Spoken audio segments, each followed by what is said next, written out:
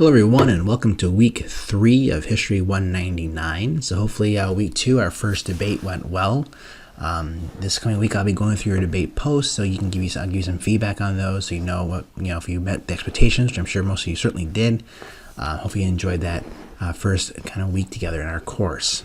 Now, this week we're going to look at another issue which is very relevant and very important about segregation and racial issues during the 50s in terms of professional sports, which I think is a kind of a neat way to look at that topic through a different lens rather than always for the usual lens of whether it be Martin Luther King or boycotts or things of that nature.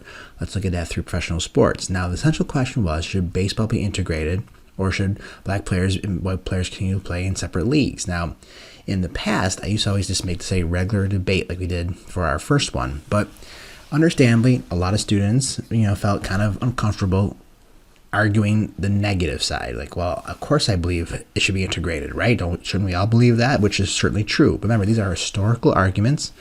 They no way in any terms reflect your thinking today.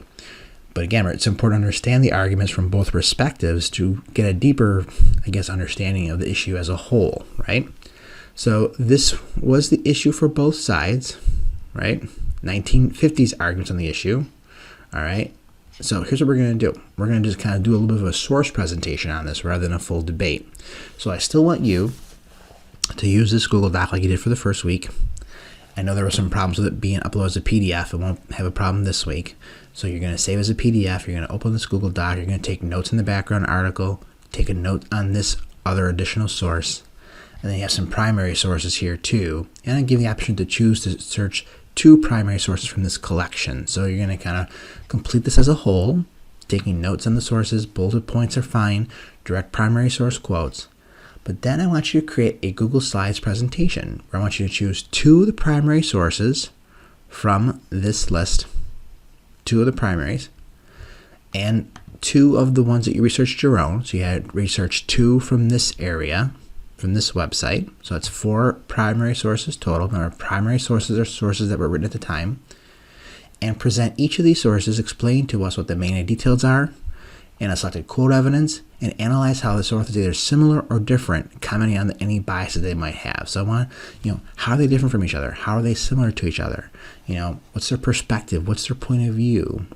And then in another slide, so they make direct connections between the primary sources and the 2 secondary source articles. So how are these sources now, the primary and the research sources, how do they relate to these secondary sources? These are written by historians reflecting on the issue from a modern perspective.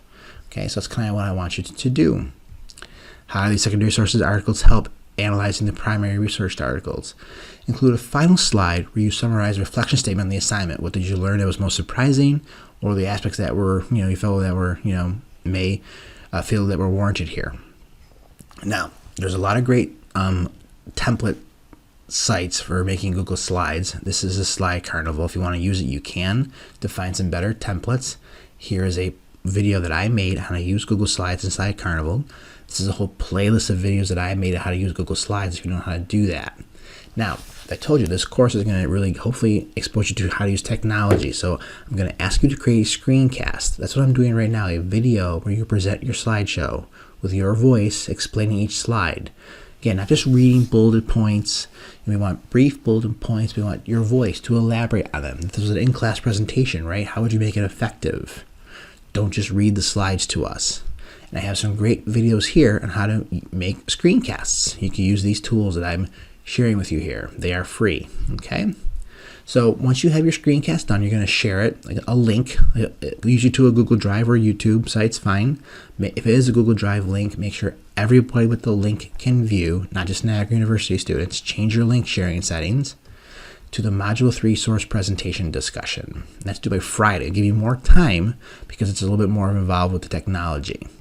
By Sunday, I want you to reply to 2 to 3 or more presentations, commenting on the source they found, the analysis, maybe what your thoughts were on that, and then certainly again submit a PDF copy of your note sheet to the PDF drop.